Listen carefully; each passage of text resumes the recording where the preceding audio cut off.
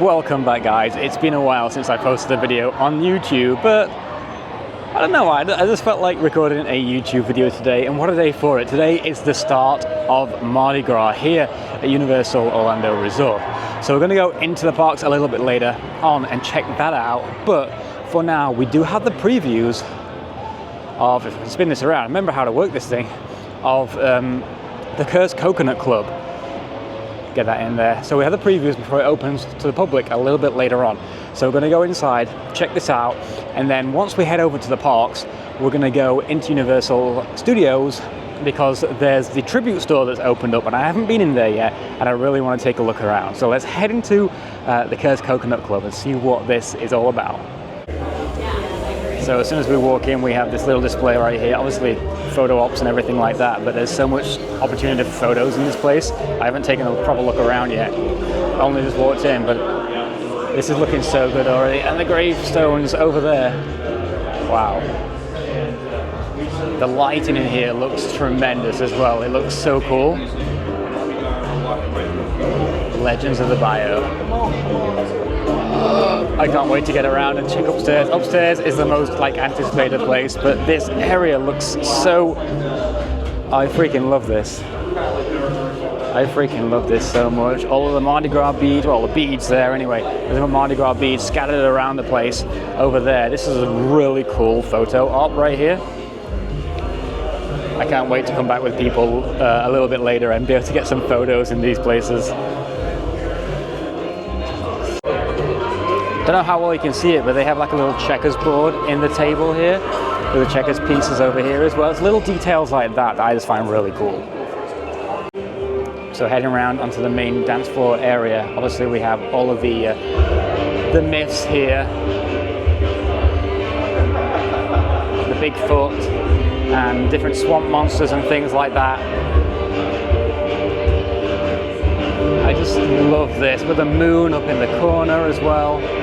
This is amazing. Let's take a look up these stairs. So normally a little bit here, a little flyer box there, bird watching, animal things that you can take a look at. I'm sure there's something there. The mythical jackalope as well. So for those that I don't even know, jackalope, I believe it's jackalope, or something along those lines, is actually one of the companies that makes and produces these events.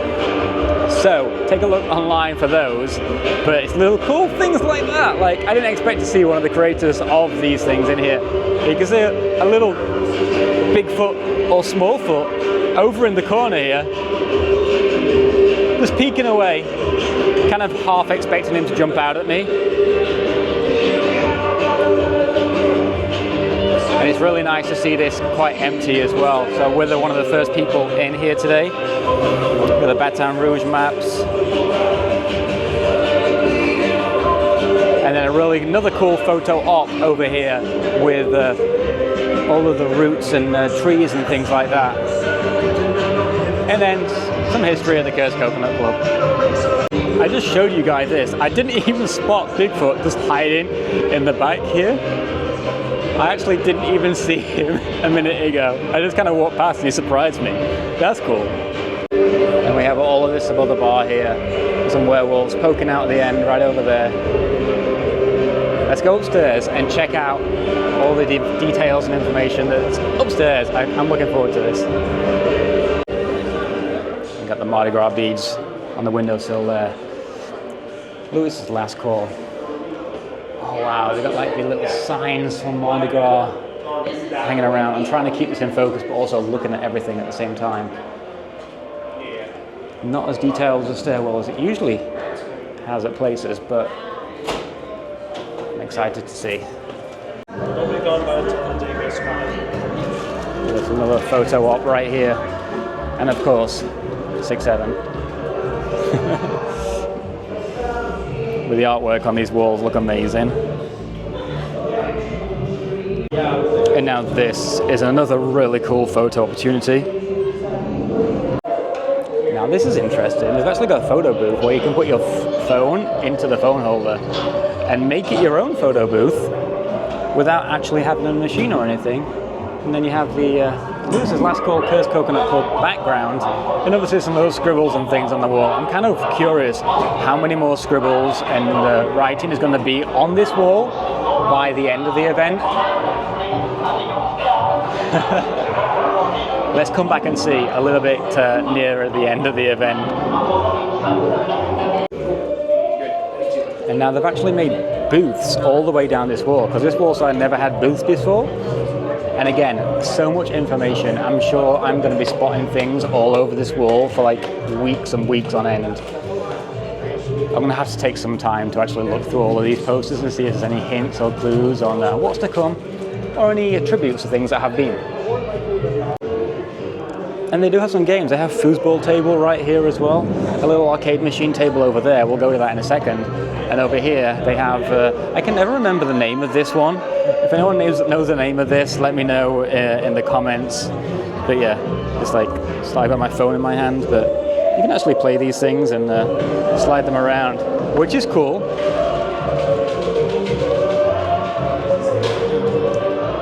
Not much of a photo op wall on this side, but you do have the dead end sign and Lewis's Last Call neon lights. And then there's the Coven shirt up there on the previous one.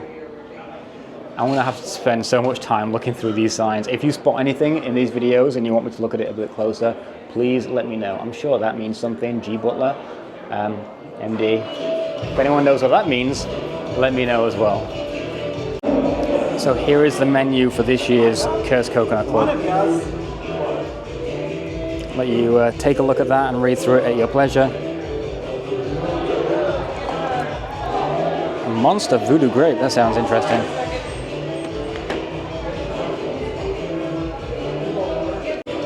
The irony of this isn't lost on me. So the photo booth, what I was just showing you guys, you had to put your own phone in, but it tells you to put your phones away. I just saw some kind of animation behind the bar, so I'm going to try and catch it. There's a jukebox going over there on its own.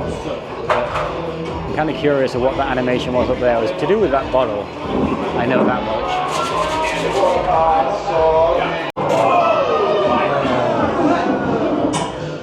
I just try to catch the end of it. The bottles move and you see the ghost moving over to the other bottles. That is so cool. So the ghost appears in the mirror over there and moves things around. Whoa.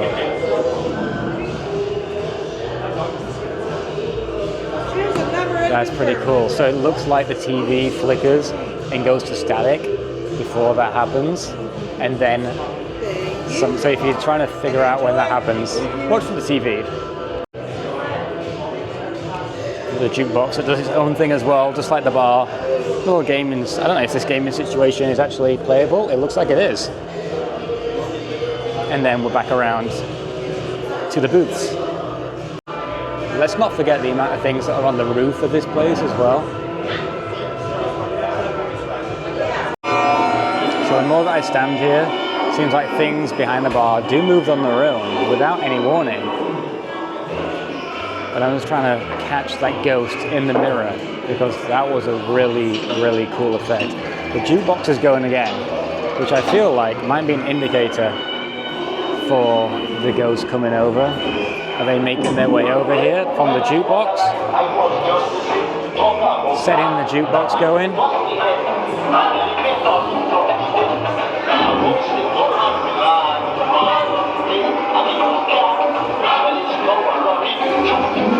And then moving over possibly to the TV. Yeah, they're moving over to the TV. And then we're moving over.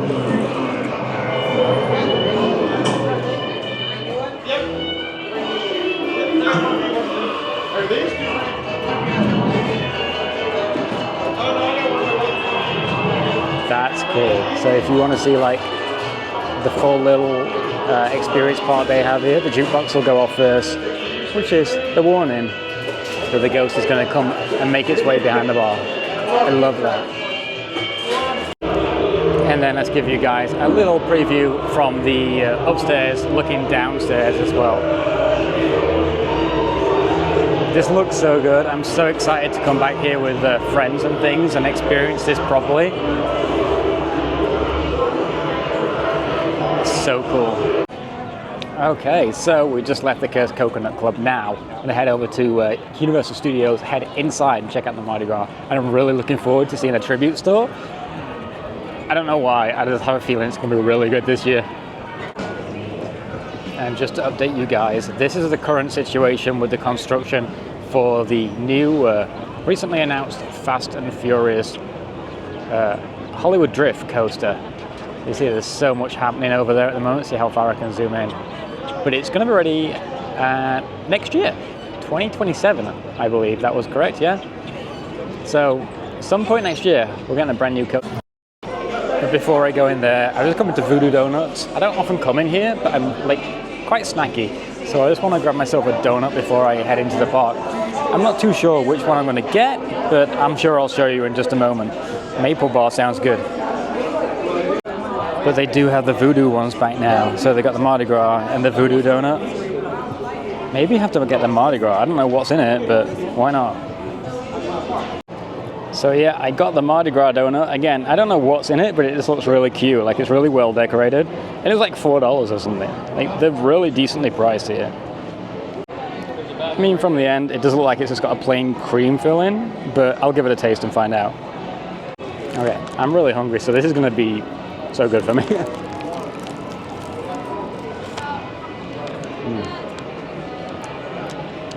Oh, okay. It definitely has a taste. I shouldn't be talking while I'm eating. It kind of has a taste of like a king bun. Is it a king bun, what they have? Like the Mardi Gras bun. That's actually really good. I didn't expect it to be that good. The king cake, that's it, the king cake, not a king bun. I was close. Okay, so I pretty much just devoured that donut. And it probably was a bad idea because there was so much cream in it. But now I'm just feeling a little bit sickly, so we'll see how we go once we get inside. But the Mardi Gras medallion is up February 7th, which is today, till April 4th. And as soon as we walk into the park, there's guests wandered around in their Mardi Gras attire already. I mean, I've seen them out on City Walk, but there seems to be more inside of here. And catching up. So we're going to head around to the team member annual pass holder shop is looking quite busy. So we'll see how long that is, but then maybe let's go inside of the tribute store instead. So that's the lineup for the pass holder store. It's not too crazy. I've lined up in about the same or worse. But we'll go over to the tribute store first and then come back and see if this is quieting down just a little. And we've got the little red truck, not holding the Christmas tree this time though, even though it is an old squirrel, holding a lot of suitcases and crates. Okay, so let's go ahead, head into the tribute store. This is the facade on the front.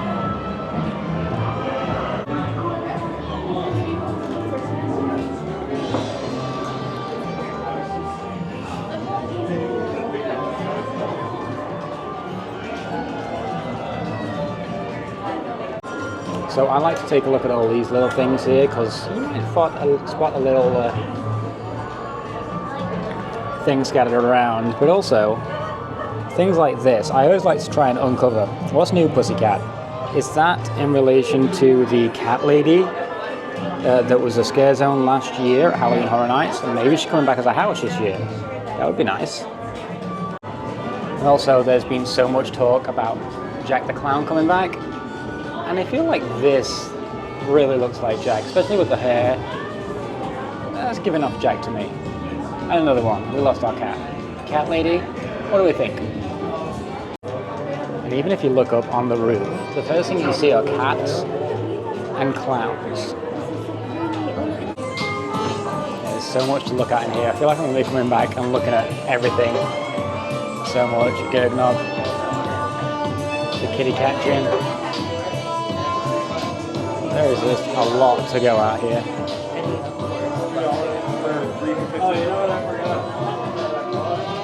Oh my god, if you come over here, there's Magdoll from E.T. No, but there's another sign here that says. There's like 8 little I know, I saw one in the camera. That is so cool.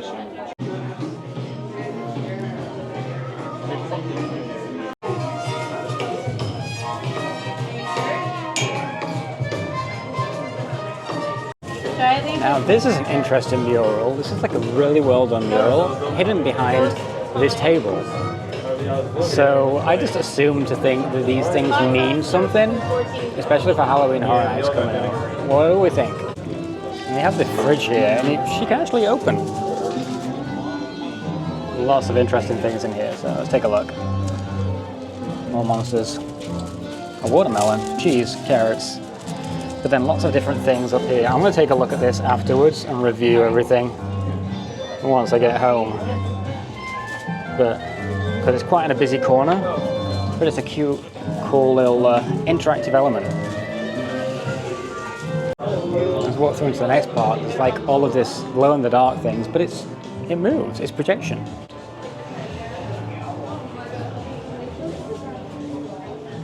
That's really interesting. I like that. Wow. Now this is really well done in here this year because this part has no merchandise at all. This is just themed and interactivity that's going on through here. So there's nothing actually being sold in this area. And this is what I like. It's kind of like walking through a haunted house without the haunt and without the scare actors and things. But you get to see everything up close and in detail. It's really cool. Coming in here also has that scent of Halloween Horror Nights as well. They're pumping like the smells and smokes through. So it's getting me really hyped for Halloween Horror Nights now. And then they have a cool spot through here for a photo op with the chairs, pretty much like they did last year. And then out into the main room, into the checkouts. And we have the big Mardi Gras skull out here, along with the balconies on either side of the room, and obviously the crown with another photo op chair, which is neat. It's kind of hidden behind this umbrella, but they have the balconies on this side as well. This is really, really well done this year. Then of course on the way out, another photo op for you there as well. That's actually a really, really cool tribute store this year. You spin me around if I can get it. Yeah, it's actually a really cool one. I like that this year. There's been a couple in the past that I haven't liked as much, but yeah, I like that one. Let me know what you think in the comments. So the annual pass holder store still has a long line, so I'm just going to walk around now, probably head around the lagoon and check out what booths they have this year. I've seen them online briefly, so I want to go and check them out and take a look. We'll film the menus for you. So to start off, we have a couple of food booths here, the Nola Bayou, and this is the New Orleans booth over here. I'm not going to get any food today because everywhere's just so busy, but I do want to check on the menu. Let's see here. I want to come in this side because I'm going to be in people's way otherwise.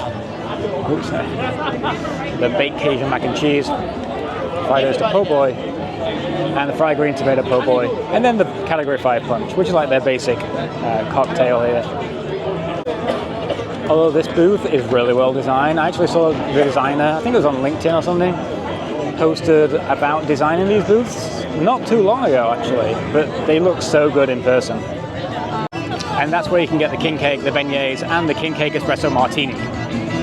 At the little beer cart here, they have like a king cake cider, which sounds really good, so I might have to stop for that at some point. Over at the snack stall, they have the gumbo and the red beans with rice. If you saw last year's vlog, this is where I got the chicken skewer from. I wasn't that impressed with it last year, so maybe I'll give it a second chance this year, and hopefully it'll taste a little bit better. But yeah, it's the same thing again. Oh, sorry, it was the pork. I did the same mistake last year. I called chicken when it wasn't. It's the pork shoulder skewer, the plantain fritters, and the coconut flan, which sounds good. And they do a pina colada here now, which I'm going to have to get one of those. This one must be popular at the moment because the line is the longest so far. And just across the road from it, this is where they put the new sign up for the new Fast and Furious Hollywood Drift coming 2027, which we spoke about earlier on. But this is the actual only signage in the park for the coaster itself. And it's a basic signage, but they have some kind of signage for it now. right in front of the current Fast and Furious ride, they have a little Bloody Mary stand. You can come and grab yourself a Bloody Mary, and they do look pretty good. They look exactly like the picture, which is nice. And you can get the Bloody Mary Wild or the Bloody Mary Mild. Which one would you go for? This is pretty interesting. So down by Bruce, there's only one stand here now. They had 2 or 3 here last year. I can only see one at the moment. Unless there's another one hiding behind this. Hiding behind, is that Austria? I don't think there is, but interesting. What can we get here? We get the Vienna style pork schnitzel, goulash, which would probably be really good. And then, not even going to try and pronounce that, the fluffy torn pancake pieces just with powdered sugar, is it with applesauce. That sounds good. And then a Vienna coffee and simple syrup cold foam with cocoa powder top, which is non-alcoholic, which could actually be really good. Here's the menu up close if you wanted to read it for yourself.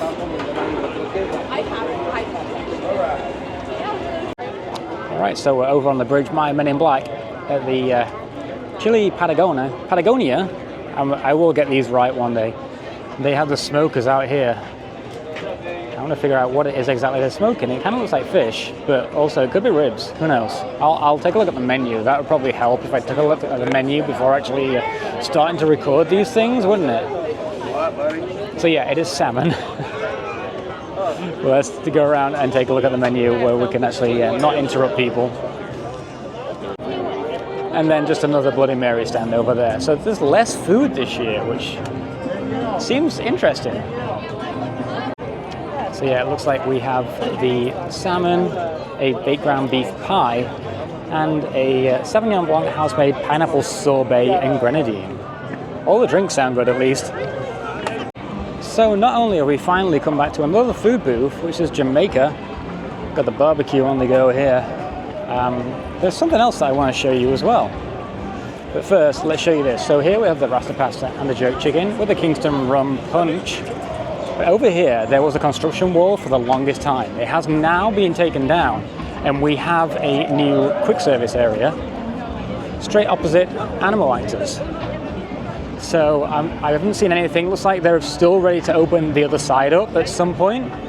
But at the moment, snacks, they have the smoked turkey leg and chips, pretzel with cheese sauce, the popcorn bucket, and just so it's a basic, another snack booth, basically. So I'm wondering what they're going to put on this side, or whether it's all going to be the same, because it looks like they have a kiosk here for paying, and then 2 sides.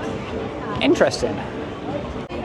But now that the construction walls have been removed from this area, it feels so much bigger. And I know it was this size for the longest time, but with the construction walls there, I kind of just got used to them being there, and it felt a lot smaller than what it was. So yeah, I like this. Heading over towards ET, we have Brazil. Let's go check out the offerings here at Brazil. With a char-grilled beef sirloin cap steak, the Brazilian cheese bread bites, and the passion fruit mousse with mousse gili, is that? And they also have a frozen drink offering there as well. I feel like everywhere is quite busy at the moment, so it's difficult to get in and get a shot of it, but the barbecues are really going today. Lots of places have barbecues in comparison to last year, and it smells so good. And as we get down to Mel's Drive-In, or Dine-In, whichever you prefer on that, I prefer Dine-In, we have the menu over here somewhere, and the Mexico booth right over here. So we have the Mazatlan, I'm not going to say these, the street ceviche, again, I'm going to say it wrong. That's actually, it's like the walking taco, but with salsa verde, cucumber, carrot, tomato salsa. That sounds really good. The crispy beef flauters, again, probably saying these wrong, then the tres leches, and then we have a couple of drinks down at the bottom as well. I feel like when I come back for the food and drink, this has definitely got to be on the list. And then as we come back around to the giant NOLA sign and the Mardi Gras sign over there, I think that is all of the booths for this year, which I'm not too sure if that's less than last year. It feels like less, There's the show just going over there, but it feels like less. I'm going to have to double check and count those. Alright, so it's 4:30 in the evening, and Transformers is a 95-minute wait, which is my cue to leave. So I don't think I'm going to be staying for any kind of parade or anything like that. I don't even know if there is one this evening because it's not mentioned on the app, but they are putting barricades and things out for later, so who knows. But I think I'm going to head home because it's really, really busy, and I've seen what I wanted to come here and see. So I hope you guys have enjoyed this video. If you have, please make sure to like, leave a comment below, and hit that subscribe button if you haven't already. I would really, really appreciate it. And let's get these booted again because I want to start making more content for you guys. Let me know what you want to see, and I'll see you guys in the next one.